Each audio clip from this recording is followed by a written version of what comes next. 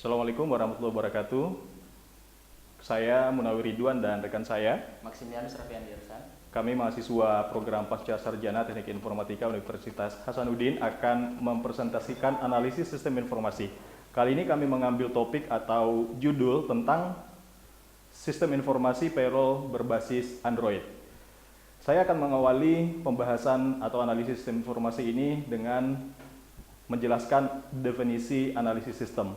Jadi definisi analisis sistem adalah penguraian dari suatu sistem informasi yang utuh ke dalam bagian-bagian komponen sistem dengan maksud untuk mengidentifikasi, mengevaluasi permasalahan, kesempatan dan hambatan yang terjadi dan kebutuhan yang diharapkan sehingga dapat diusulkan perbaikan sistem.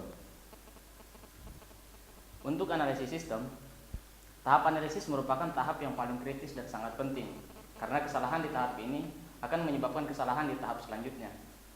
Hasil dari analisis sistem adalah laporan yang dapat menggambarkan sistem yang telah dipelajari dan diketahui bentuk permasalahannya, serta rancangan sistem baru yang akan dibuat dan atau dikembangkan. Selanjutnya kita akan membahas sejumlah tujuan analisis sistem. Jadi, adapun tujuan analisis sistem diantaranya adalah memberikan pelayanan kebutuhan informasi kepada fungsi manajerial di dalam pengendalian pelaksanaan kegiatan operasional perusahaan, kemudian membantu para pengambil keputusan, kemudian untuk mengevaluasi sistem yang telah ada, kemudian merumuskan tujuan yang ingin dicapai berupa pengolahan data maupun pembuatan laporan baru dan menyusun suatu tahap rencana pengembangan sistem. Yang perlu diperhatikan oleh sistem analis, yang pertama adalah mempelajari masalah yang ada secara terinci. Kedua, menentukan pendekatan yang akan digunakan dalam memecahkan masalah. Dan yang terakhir, membuat suatu pertimbangan apakah perlu atau tidak menggunakan cara yang komputerisasi. Langkah-langkah analisis sistem. Yang pertama, mengidentifikasi masalah. Dalam hal ini mengidentifikasi penyebab masalah. Yang kedua, analisis sistem, yaitu mengidentifikasi solusi dari masalah. Kemudian yang terakhir adalah analisis kebutuhan.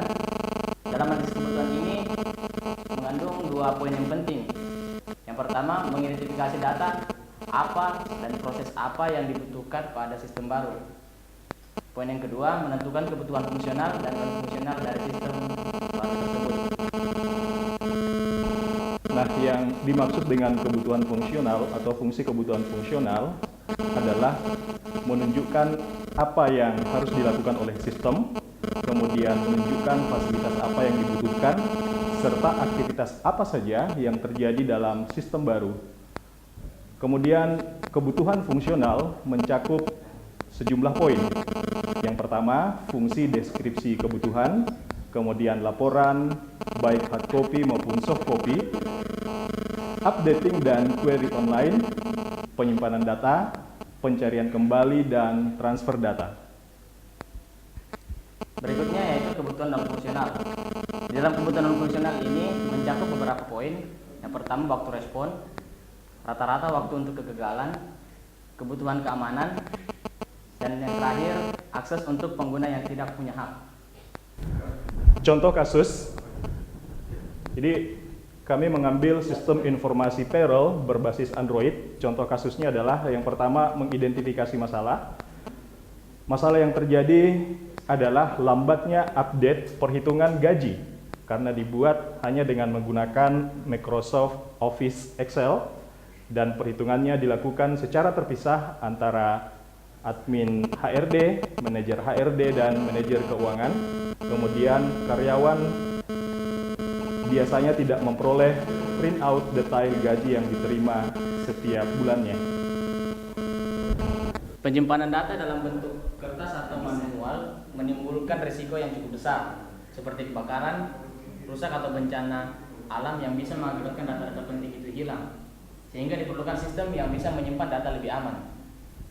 Kebutuhan akan data yang lebih efektif dan efisien, serta ada kebutuhan harus tadi kurang dulu. Dihapuskan dong. Di sini mungkin baca. Di sini mungkin baca. Oh iya.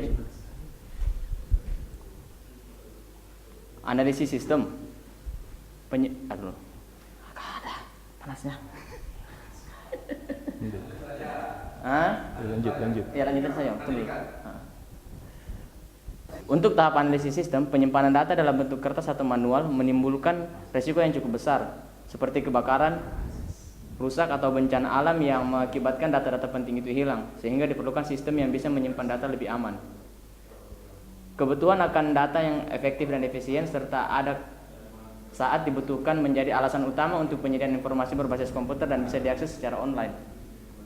Untuk analisis kebutuhan, data yang dibutuhkan oleh sistem ini atau untuk pengembangan sistem informasi ini adalah data diri pegawai, laporan pembayaran gaji bulanan, dan pembuatan slip gaji pegawai.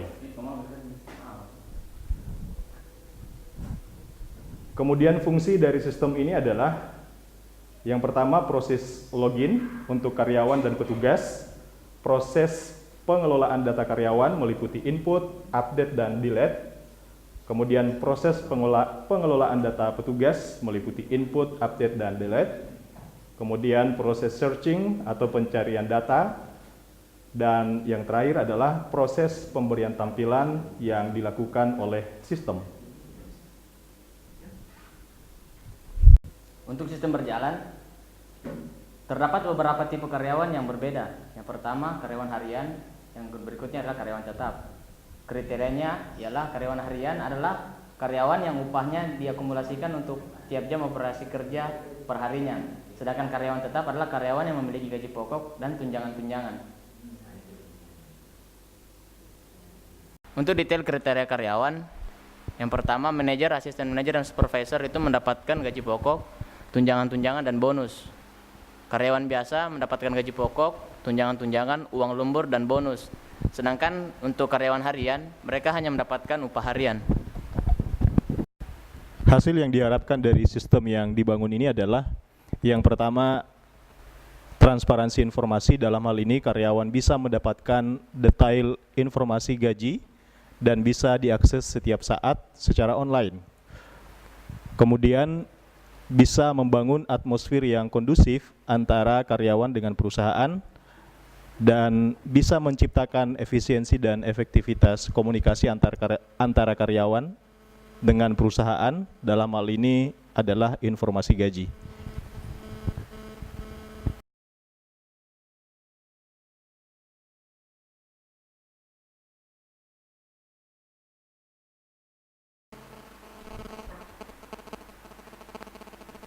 Demikian presentasi sistem informasi payroll berbasis Android yang bisa kami sampaikan.